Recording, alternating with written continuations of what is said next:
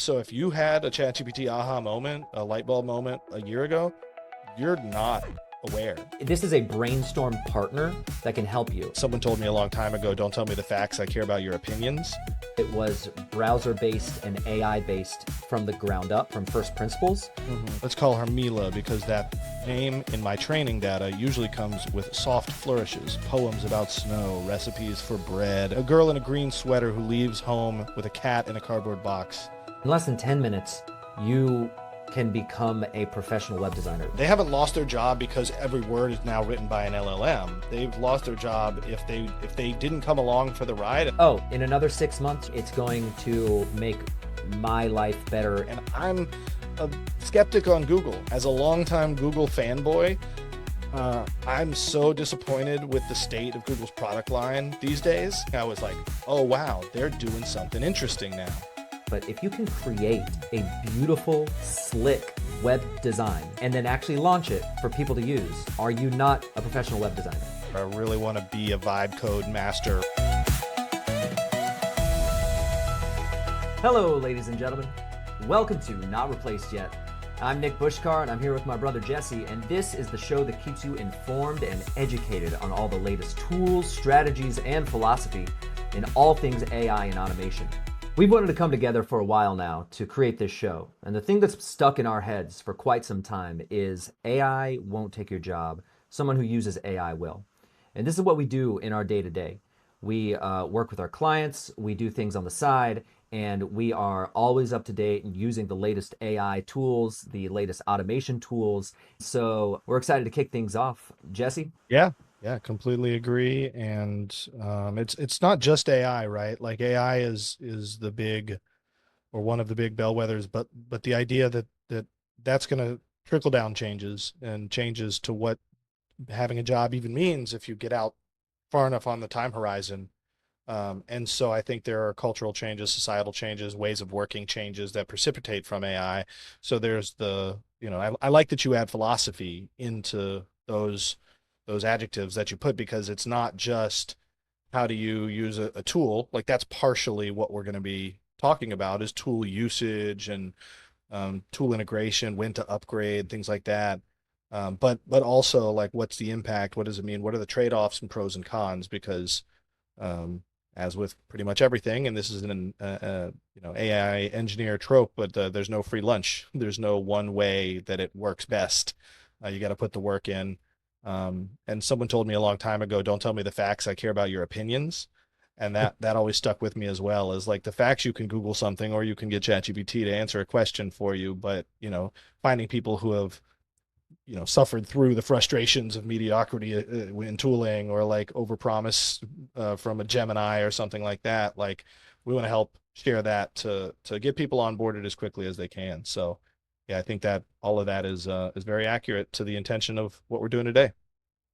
I completely agree. And so maybe to kick us off, why don't you give us a little bit of your bio and just tell the good people who you are and what you've been doing? Yeah, thanks. So as Nick said, we have clients that we work with on these things. So what a client of what? So we basically run an advertising agency. So I'm founder and president. Nick is lead developer and has been with me for almost this whole time. And so yeah, our day job is servicing marketing needs for clients. And of course, AI has had a big impact in that. You know, other than work. I mean, I'm a self-taught web developer. I was just doing the math before the show so I could be prepared with a soundbite. And I'm almost positive that this is year 30 for me for building websites. Web development started very early. GeoCities, I had to look it up, started in 94. I don't think I used it in 94. I think 95, I would have been 13 years old. And so that was the first, like, open up Notepad, realize you could view source and do that. So really been fascinated with technology since a very early age, been very hands-on. I learn by doing. And so like I don't often get it right the first time, but I'm going to do it a couple times and I'm going to get pretty good at whatever it is in that scenario. So living in Savannah, Georgia, father of three. I'm a famous rapper, uh, stuff like that, ex-pro wrestler. as is Nick. So yeah, we got some eclectic backgrounds that might shine through in some of these conversations. I'll tag you in for your bio, Nick. I'll do the math too on the fly here. I think my very first website was at 11 years old using Notepad with GeoCities, and that would have been that's just under 30 years. So I'm 39 now, and Yeah, I'm the so older brother. Couldn't tell. I've just been doing it ever since then, and I went to school for musical theater, which has nothing to do with any of this, but it was a lot of fun. Um, and yeah, now as the lead dev over at Nonfiction, I just live in this world every day. I'm trying all the new tools, trying to stay up to date as much as I can. And the truth is like even though I'm in this every single day, it's still hard to know all the things that are coming out because everything is coming out at such a fast pace, such a fast clip that I really hope that us doing this like increases our knowledge of it all too. You know, I feel Right. like I know a lot, but I know that there's more to be known, and so I really think that the effort in this is not only going to help us, it's going to help other people as well, and so that's the goal for me. Um, and it doesn't matter in my mind. Until I'm interested in your opinion on this. Like in my mind, like we will be doing beginner things. We'll be doing beginner tutorials. We'll talking about tools from the ground up. Hmm. But I think people who are already in this space are going to get a lot of something from this, something new and something to think about. Because I talk with some friends and they'll know tool A, B, or C, but they've never heard of the other one. And it's the same for me. Yeah, They D know through something that I Z. don't know exactly. Yeah, yeah, 100%. I mean, the in our planning of this show, it's hard not to reflect on all these conversations like leading up to recording this episode one. And another piece, maybe it's part intro, part bio, but as advertisers, as people who make a living, kind of providing marketing services and advertising services, whether they take the form of websites or social media or video, or I mean, short form video as an art form is like this very tedious, complex uh medium. And I'm a big Marshall McLuhan fan. The medium is the message, and like the specifics of the media actually influence and steer the impact of the media often. And that maybe is for another conversation, but just the idea that like you can't keep up um with all these tools, and all of the ways to promote and get the word out. And so yeah, I maybe am taking a scenic route to comment on your piece there, but um I think that the intention on the different,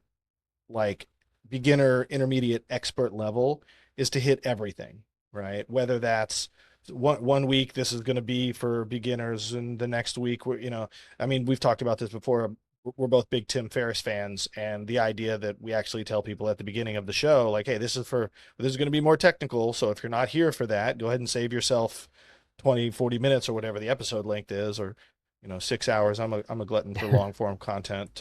We'll try to do that tastefully. But the idea that often it will be introductory, and some of the things we'll be doing are going to be very tailored to industry, right? Like we've got family and friends who are realtors and school teachers, and n number of careers. And so we'll part of this, whether it's this podcast or shorter video series or something, will be aimed at helping those audiences specifically, so that you don't have to glean. Because I mean, in web and design and marketing, and if you're wearing a UX hat, right? If you're doing user experience work, you have to think about that end audience. And so we've been trying to work hard to do exactly that: is how can we frame this to make it digestible and interpretable by and useful, with all of this. So that's a big motivator for me to put the time in. And otherwise just have fun with you. Like at a certain level too, it's like, just let's just geek out and let's just find some cool stuff like Yeah, we were totally. doing when we were kids anyway. So on that note, unless you've got somewhere else you want to steer, I think we should ask each other's light bulb question. So Yeah. just as a explainer to the audience, um, this concept that we've had an aha moment or a light bulb go off. I think everyone's familiar with that idea, and so you have a before and an after. And with Google, right? When you first used Google, for everyone except for the young kids watching, had this light bulb moment where I can actually Google something and I can get an answer back, right?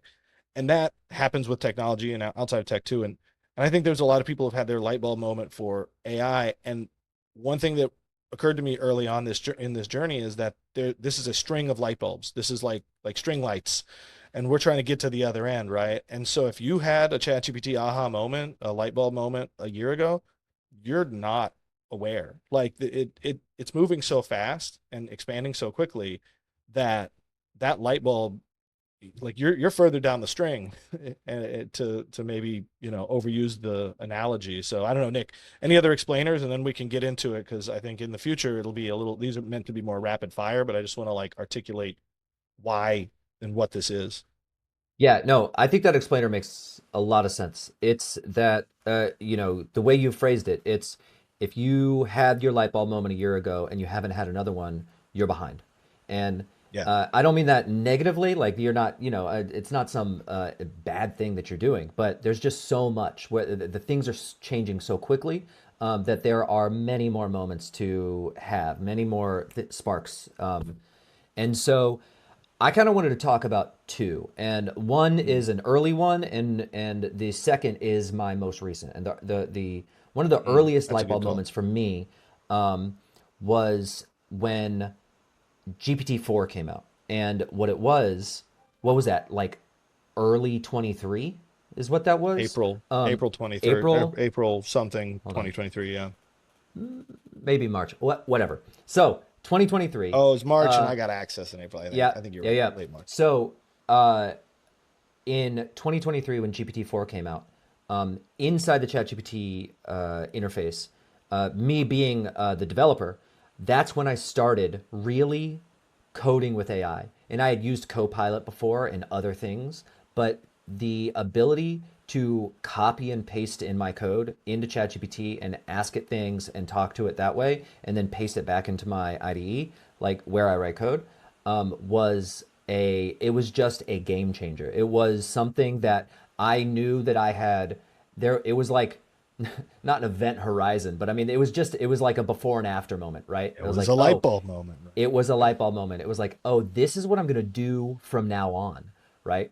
And for all the devs out there, or the technical people, or tech adjacent people, you may have heard of Stack Overflow, and that was the previous world where if you as a developer needed help or needed assistance, it was I would go to Google and type Stack and then my problem or the thing that I was going for, because I wanted Stack And then you Overflow to show up, scour the and then and then you you just scour the forums is the work. oh my gosh, it's post after post, and it's right or wrong, and you're copying code, and you're editing it yourself, and you're seeing what works, and all these things. And I mean, this was just a previous workflow, and then ChatGPT showed up, GPT-4 specifically, and I knew it was a different moment. And so just seeing that for me was, oh, this is going to change my life, and it literally has. And so yeah, Hey, hold on. that was yeah. I'm going to intersperse though, because you said two. Sorry to cut you off, but the idea of this being the first episode, I think it's important to like talk about an early one or the first one, because I know mine. Once you said it, I hadn't thought about it in a while, but the first one that really in this era, like we were very in tune with what was happening in AI. I mean, I tracked it since Go, and Alpha One, and all the things that were like almost like below the line. Like most normal people weren't tracking that, but we're nerdy enough to be, aware of like what the transformer was and all the Yeah. geekier stuff. Um, but the aha moment of this generation, this kind of consumer facing generation for me was because you showed me ChatGPT, GPT 3.5, I think, when it came out in November of 22, October, November of 22. Hmm. You showed it to me, and um, I didn't get it. You're often faster on the uptake with some of this to see the impact, which is great for me because normally I'm out ahead of what if I'm in different circles, and then I always know somebody's there like even further out ahead, so it's nice.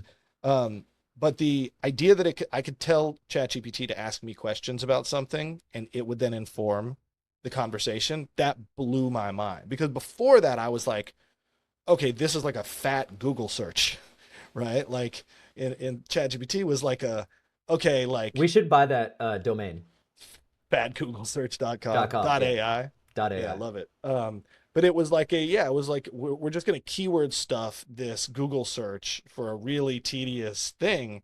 And I was like, oh, that's interesting. And it could like banter with you. But when I said, I have half of an idea and I want you to interview me to help me organize my thoughts, and then it interviewed me, that was like, okay, now we're in a different era. And it was off to the races with like ideas. So anyway, I appreciate you bringing that up. I know that wasn't part of the plan, but I really like that. So what is your second uh second light bulb moment, more recent?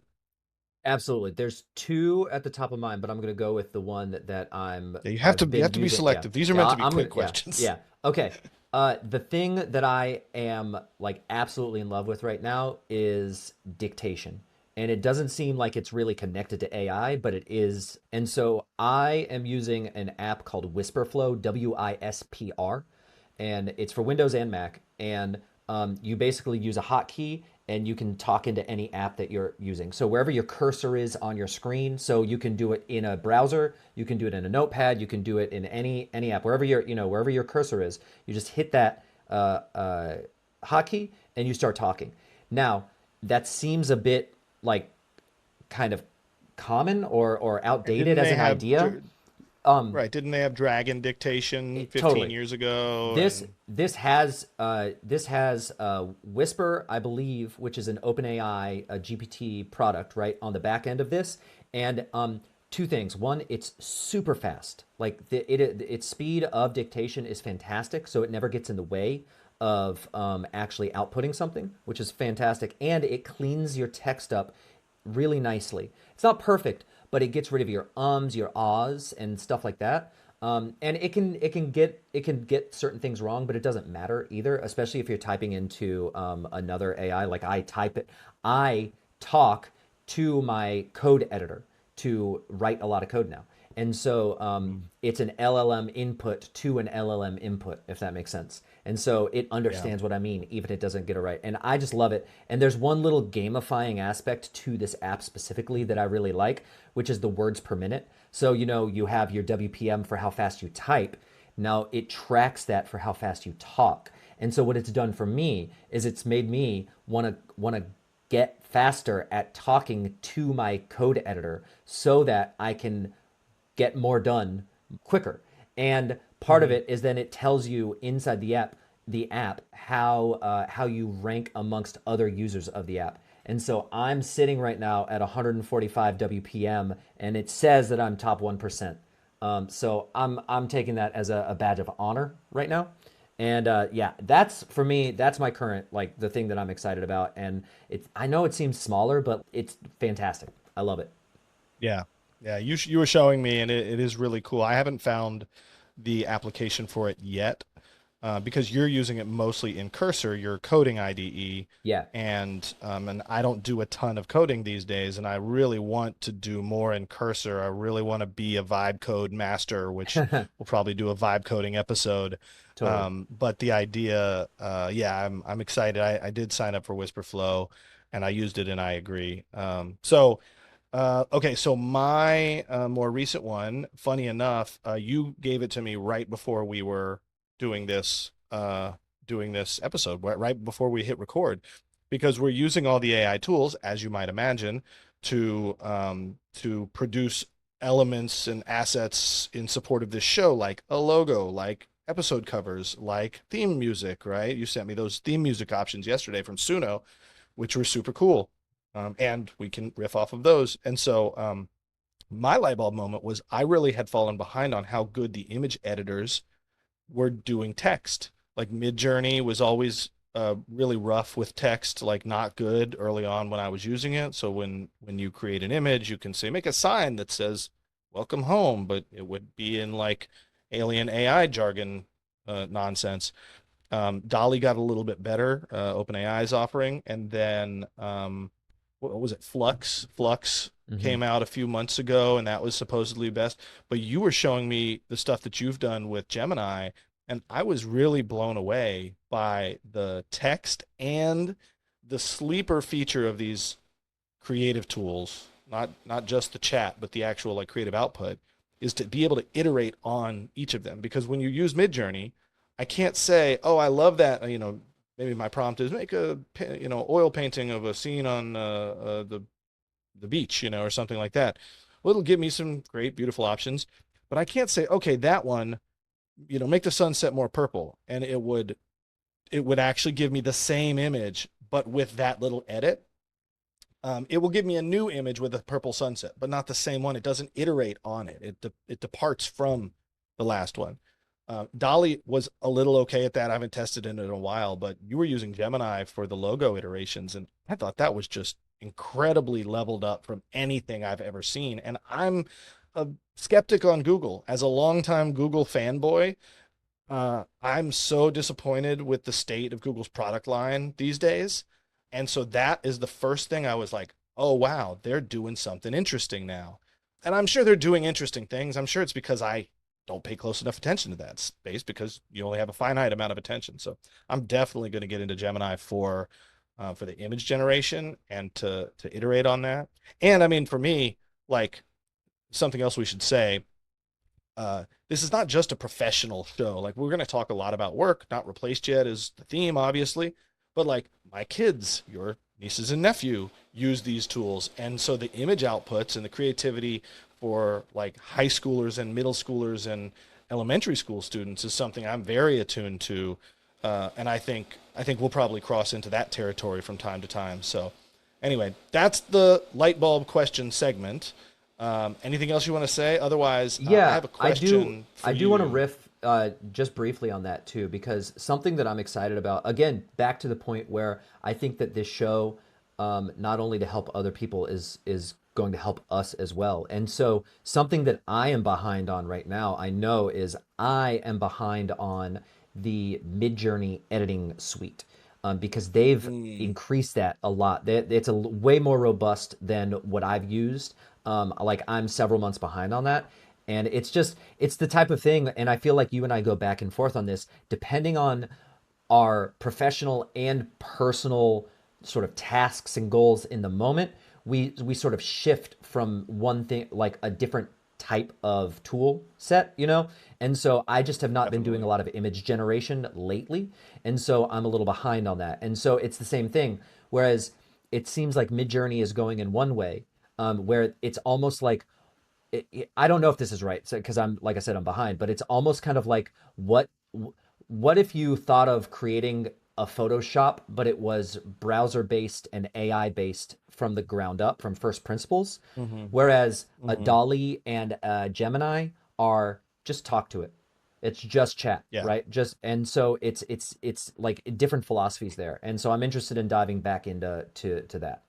Yeah. Yeah. That's all. Agreed totally that like I use Midjourney almost every day. I've been using it a ton lately because it's. And for those that don't know, midjourney.com, you can see it. It started as a Discord chat kind of uber geek thing, but it generates high quality images based on text prompts. And so yeah, it's like I use it every day. I've been doing a ton of storyboarding recently, but that's like using one feature of a much larger and growing feature set. And Hmm. like I agree, it's they're trying to be the pro and prosumer level tool, I think. And whereas the Dolly, Gemini, et cetera, are really more like consumer grade image generation. Not to say the crazy part about that is that I think that stack is flattening because, Dolly and Gemini will improve, improve, improve if the companies decide they are. And in fact, actually, this is a bit of a diagonal line, but Anthropic, Claude,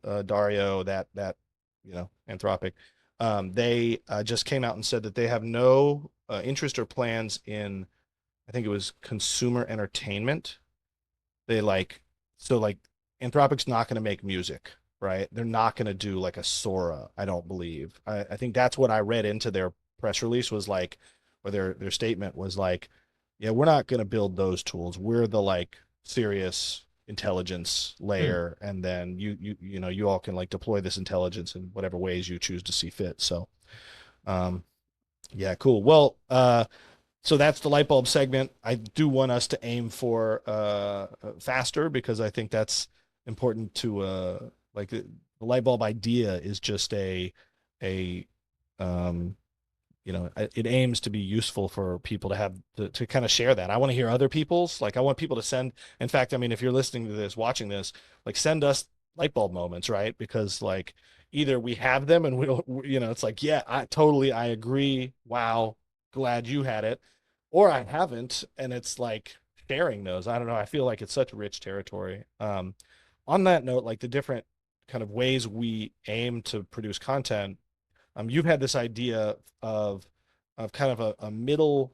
Well, I'll let you describe it, but it's called level up. Like in this longer form podcast format, we're going to dig in deeper and probably get creatively explorative, if that's a word. Maybe it's not, around these subjects. But then there's also more focused, like I don't know. I see him as plug into the matrix, unplug, and I know kung fu. So talk a little bit about the level up, and then I have a follow up question on that. Yeah. So the way that I've been thinking about this is that we're going to create different types of series of content. And this is the podcast that we're outputting, right? It's not ready yet, or not ready. Not ready yet. Not ready It yet. isn't. We're not Yeah, done. yeah, not exactly. Not replaced yet. And that's the brand that we're building for this entire sort of space, right? But the level up, as I see it, is the tutorial series. And it is what are the latest tools in AI and automation that you need to know. And there are going to be the obvious ones. I don't know if it's most people, but if you've heard of something, you've heard of ChatGPT, right? Most people in And our world, we're in right. America, we're Yeah, in yeah. a professional class, we're in a, yeah, most If people we you've would if you've reach heard out. of some AI tool, you've heard of ChatGPT. And then If you're listening to this and you've not heard of ChatGPT, you got to stick around. wow, yeah, Don't go. You're here. welcome. You found it. So there are so many new companies, tools, startups, etc., popping up all the time, and there's overlap, right? And so you have your code editors, you have Cursor, you have Windsurf, you have Klein, you have Root, and then you have your image editors, like we were just talking about. You have your AI music competition, Suno and Udio, and potentially some others. And then you have your front end design competitors where it's V0 or Bolt or Lovable, things like that. And so it's just, there's a broad, there's just so many new tools popping up all the time. And so that's the goal, is to just pick one tool and say, here's how you go from 0 to 1 in this tool. Here's how you've not used anything here. You don't need to worry about even if you're not technical, don't worry about it. That's one of the great things about all of these new tools, is that you don't have to have some history with it, right? You don't have to. I mean, so much of this is just text to whatever output. And so it's just chatting with the system. And so the first episode is going to be about Lovable. Lovable it basically makes you a professional designer for websites just by using text. And like I said, there's others in that space. It's Bolt and V0. And in less than 20 minutes, in less than 10 minutes, you can become a professional web designer, which is a crazy fascinating thing. And I mean, there's nuance That's around that, but slightly it's slightly more complex. slightly I don't want more to. hyperbolic, but That's fair. There's because it hyperbole doesn't in make that. you a professional web designer, but it gets you professional web design output, right? And that is kind of the new space. And I'm sorry I cut you off again, but like the new Please. space to me is like it's a the skill set is a generalization rather than a specialization, right? We're going from, oh well, I spent a decade doing front end web design, so I'm an expert now, and so I'm a specialist. Hire me for this, pay me for this. And I see this more as, the funny thing about that is that all websites have hamburger nabs, and all websites use Mm. Bootstrap or some equivalent, and all websites have these tropes. And so like we've specialized these experts into a standardization, right? And so like to get good web design that matches, and then can innovate on those like best practices that are just common things, the system can output it reliably, and that's what lovable is. But I'm Yeah, sorry yeah. to No, tangent absolutely. on that, but And there's okay, so there's a few comments I have on that. One, I think that there's something interesting. You have to think about what your goal is in trying to create a design. And so, are you working in some industry like let's what that has nothing to do with tech, but you happen to be working on the web side of that, right? You're the WordPress editor for some accountant firm or some something like that. That's one thing. Another is, are you in the space? Like, are you an actual designer or are you a dev or whatever that is? And then third is some side hustle type of thing. Like, do you want to build something on nights and weekends on your own? mhm. And so there's kind of a different value for each of those with these tools. And then the way that I think about it, I mean, a question that came up to in my mind when you were saying it is, okay, if you can create, if you can create and let's say launch, which is another step, and there's more to it, right, to launch these things. But if you can create Mhm. a beautiful, slick web design and then actually launch it for people to use, are you not a professional web designer? I mean, I know you Sure. don't have the historical knowledge. I know you don't have the practice and the reps put in of knowing all the things. And so you're missing a certain amount of expertise there, obviously, and you can grow Mhm. in that. But like in the end, and it's this. I mean, we'll talk about it, I think, more. But in this world, this new sort of shift of in the world of vibe coding, it's like what what makes you a professional in these spaces? And I don't know. I think that's a question to sort of like riff on over time in different Yeah. ways. I think And it's the I, changing definition of what a professional is and what a job is in the yes, context of every individual. I mean, it's just like the canary in the coal mine for job change was blog writers. That's my and maybe mm, there's a better example, but there's no such thing as just a blog writer anymore. It's a dying job. It's a dead job, and like I'm and you're sure saying there's because exceptions. you're saying that because of how good GPT and Claude and et cetera are becoming at writing content. That's why. Yeah, yeah. At least the you are now a prompt engineer, and the blog writer part has been largely supplemented with generated writing. Now, not all of that. And like I enjoy writing. I'm a journalism major. I have an appreciation for like the actual talent of writing.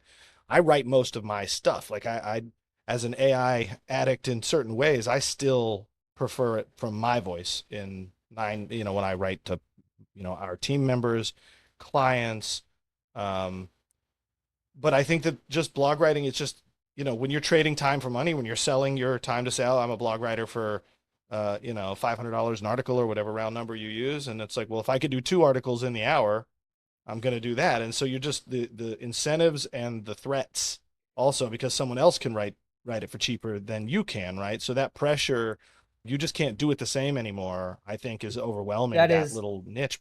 it's the perfect circle back to AI is not taking your job. Someone using AI will. I mean, that's That's it. it. It's That's it. it I don't at a think they're Yeah, they haven't lost their job because every word is now written by an LLM. They've lost their job if they didn't come along for the ride and they said, "Nope, I'm just going to write." There's a very small class of A plus plus plus blog writers that like and let me also sorry because there's a bunch of exceptions that come to mind when I make like kind of a bold like broad-faced claim. Um, if you're writing your own blog, do you, right? I'm talking about people who are contract blog writers for businesses.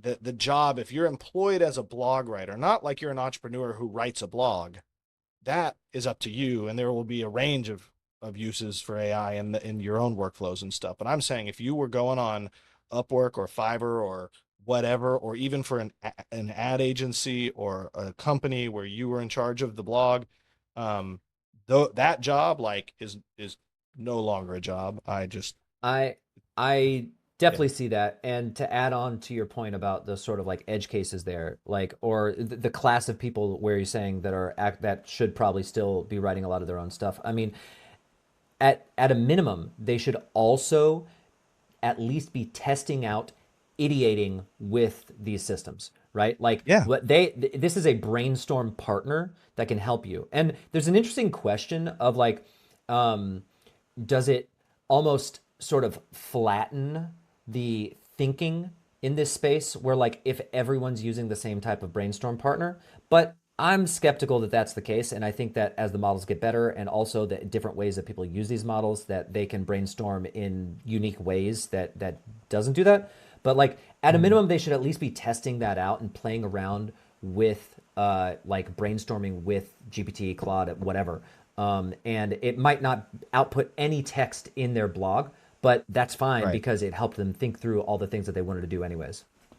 So here's a good example of exactly that, slightly deviating from, and then I promise I want to come back to level up and Yeah. lovable because I have a specific question I think is interesting. Um, but if you take someone who's running an email marketing program, right? That's writing. We've got subject line, we got body copy and whatever else, right? And so that person may not use uh, ChatGPT or whatever to write their subject lines, right? And let's focus on the subject lines to be really precise, and a lot of other variables with other things, but just subject line of an email blast. I'm gonna hit send on 1,000 or 10,000 person or whatever. Um, which by the way is like the most unique stress in the world. Like I don't smoke cigarettes, but like every time I would have to go, I used to send Snyder's Lance crackers. The company Lance. I used Yeah. to, one of our clients at the old agency was Snyder's Lance, and I would be in charge of sending all of their emails, their email blast. So I think it was 100,000 person email blast. And so I'd build it, I'd run it through QA. They'd find a bunch of mistakes because you got to get all the Spanish language special characters in the HTML right and all sorts of little tediousness. Hitting send on that 100,000, I mean, there's no undo button for email blast. That is a special brand of stress. But anyway, if you take email writing and email subject line writing, well, if you've ever done any of that work, you know that A/B testing subject lines is like one of the most important and valuable things you can do to optimize email campaigns because no one can click through until they open it. So we're not talking click through optimization. They got to open the email first, right? And subject line and a few other details sometimes are the only weapons we have to learn to optimize what's better and what's working more and more.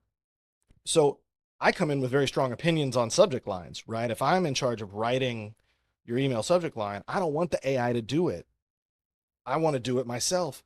But then what I'm doing is I go into Claude for this purpose is what I would choose, and I want to run a synthetic A/B test. I want to queue up like why, which do you think will win, by what margin do you think will win, and what are the factors that are you're basing your prediction on, and if the opposite is true, what were you wrong about in this synthetic A/B test? And so you get to like be inquisitive with, and this is something I'd like to talk about in a different episode as well, that I think this is a new data layer. We think of it as kind of like creative and like, oh, well, it doesn't mean anything when it says it because it's just a guess and, it's not actually like rooted in a source or something. But I actually think that's incorrect. I think the goal of the LLM is to be an aggregate of all the data and therefore opinions on the internet. Hmm. Like, and so it is more anchored to something objective in a question like a synthetic A/B test than it would be to ask a person, right? I can ask a person their opinions on that, and if they have deep expertise, they might have good opinions, and if they don't, they might be completely way off. And depending who I get to answer, I'm not anchored to anything. But if I'm anchored to an LLM, I feel very much like that's a new data-driven layer, like All a right. blurry layer. I think you and I we will debate that in another episode because All I think right, I would take fair. the opposite. All right, fair enough. Um, So you had a question. but Or yeah, do zooming you have more to back, say? Sorry. no. Zooming back to the level up series, I think the tutorial series is exactly the right descriptor. And I think it's very important because us riffing on this is going to be interesting to some people, and there's a bunch of people who have probably already turned off because they don't the nuance. If you don't know what to do with all of this stuff, it probably turns into white noise. You know what I mean? Like, Oh yeah.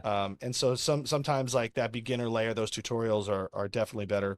But on that front, so on the level up front, it's not just like how does someone else learn to use it, or investigate what to use. How are you thinking about which tools you're going to make tutorials for?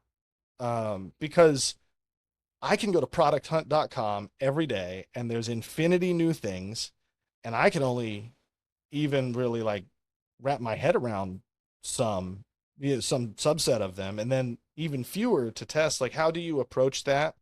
Um, Yeah, yeah, it's a great just question, curious. and I mean the easy answer up front is that there is.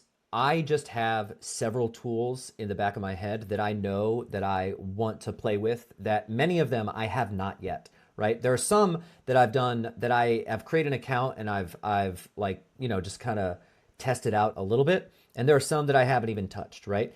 And so for me, it's that I see outputs on the two of the biggest spaces for people using these new tools and then actually talking about them right now are Reddit and X. And I mean, I don't Mhm. love X, but it's like for the tech space, it's still just so active that it's like it's very useful for that specific use case. And so um, it's seeing the outputs from other people who are using these tools and then me thinking, oh, that looks really cool. I want to try that out, right? And so I have a bunch of tools just sort of in a backlog, basically, where I'm gonna go one by one and play around with them, create this content for it, and then beyond the several that I just have in my mind, yeah, I mean it is kind of what you're saying. It's trying to see who are like Product Hunt is a great spot for it. And then you can also see new companies that have gotten recent funding and Mhm. see what's going on in that space. And it's to me almost what you're asking is even a broader question of how do you stay up to date on the newest tools anyways? Like how do you know Right. about what's being released? Because that's how if you don't know about something being released, then you can't know to test it out. Yeah. The I biggest mean, one, Product yeah, Hunt, to your yeah. point, Product Hunt existed before ChatGPT, Oh before yeah, yeah, OpenAI's API was available and baked into all these products. Yeah.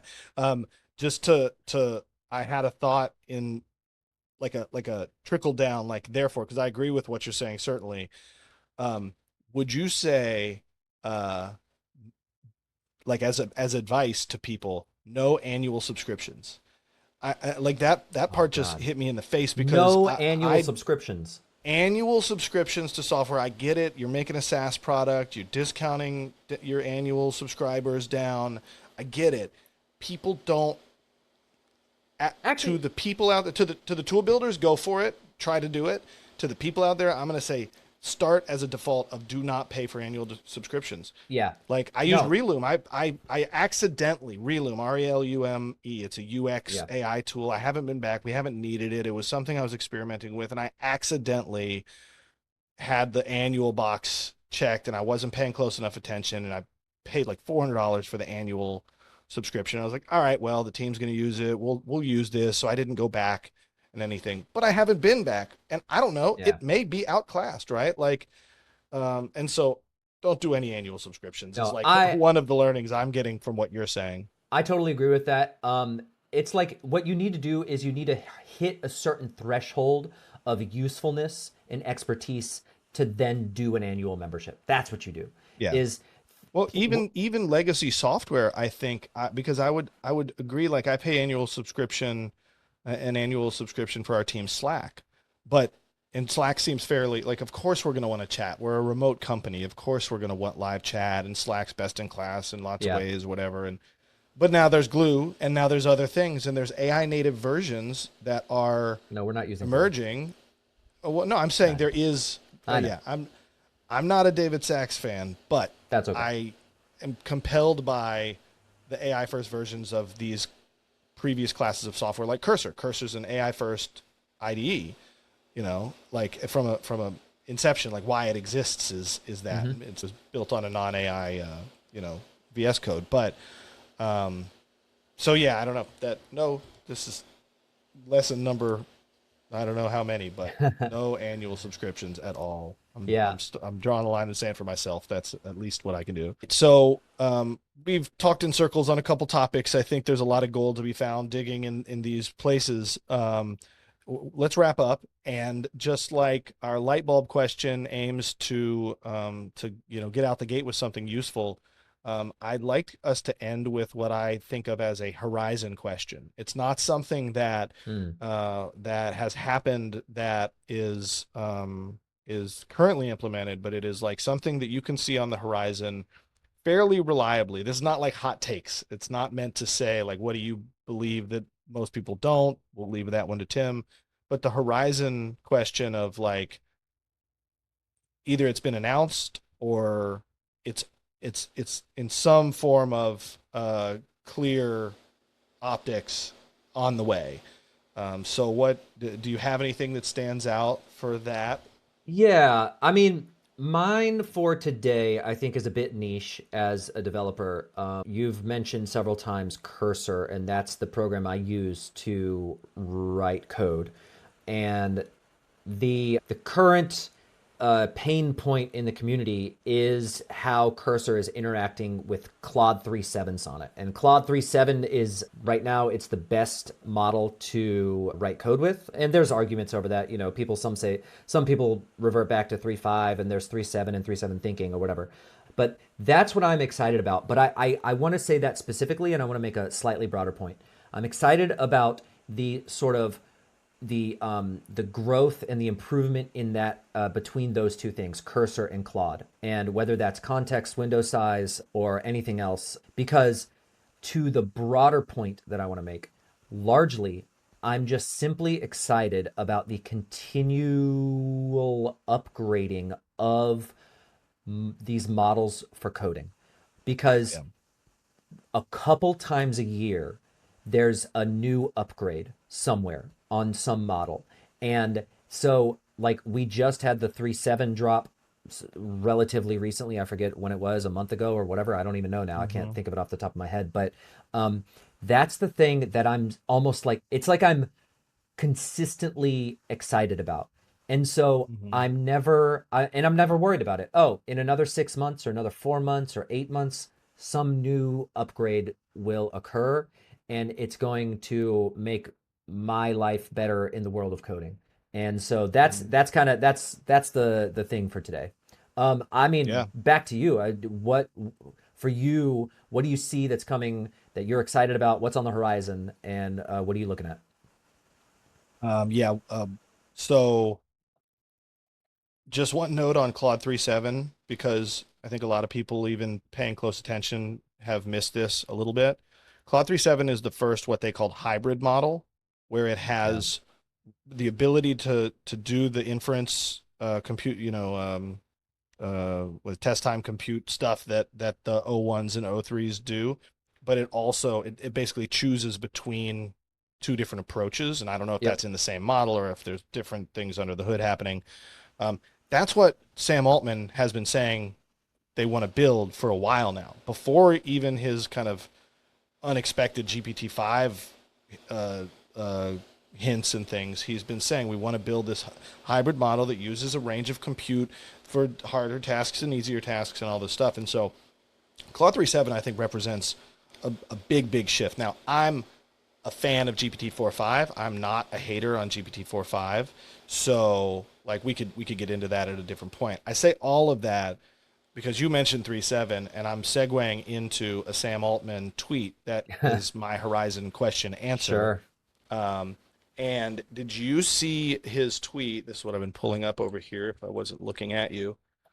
We trained a new model that is good at creative writing. Not sure yet how when it will get released. This is the first time I've been really struck by something written by AI. Got the vibe of metafiction. So right. And so the prompt was, please write a metafictional literary short story about AI and grief.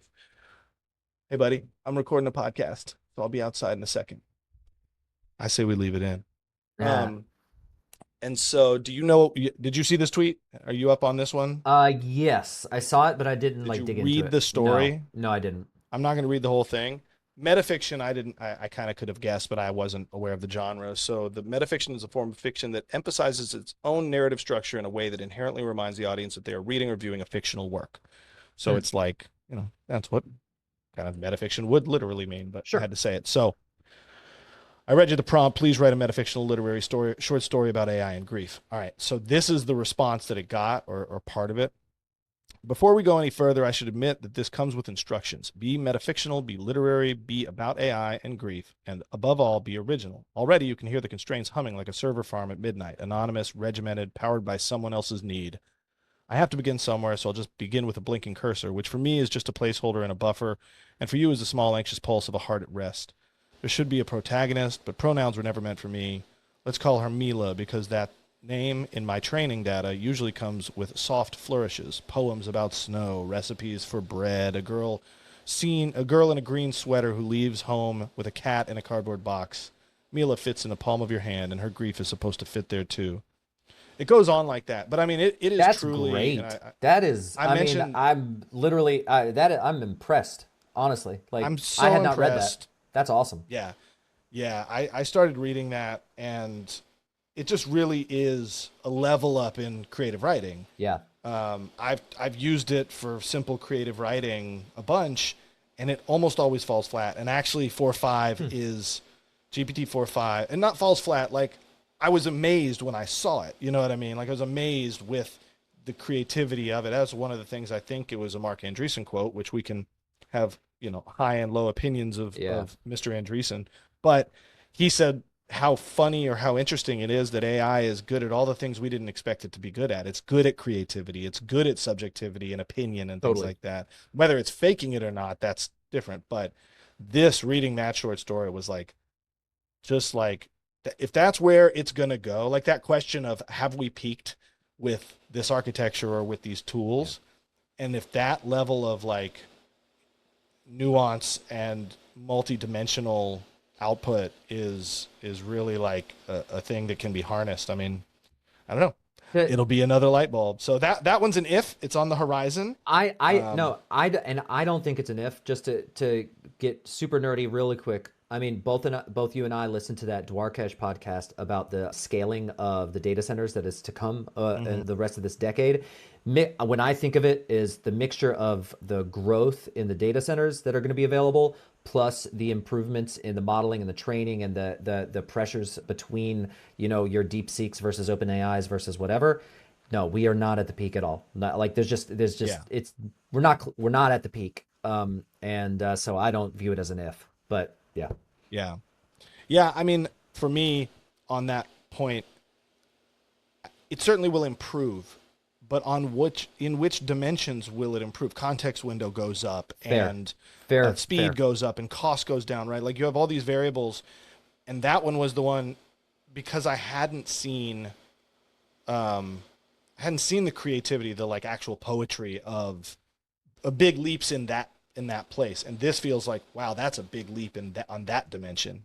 So that's what I mean by if, Agreed. but I mean, it appears to be possible. Sam would never lie, of course. He's an Haha, upstanding guy, head of a for-profit company, I've heard. Awesome. Well, I think this is a good place to end. Nick, definitely. thank you. And yeah, we'll get to editing some of this and going with episode number 2 very soon.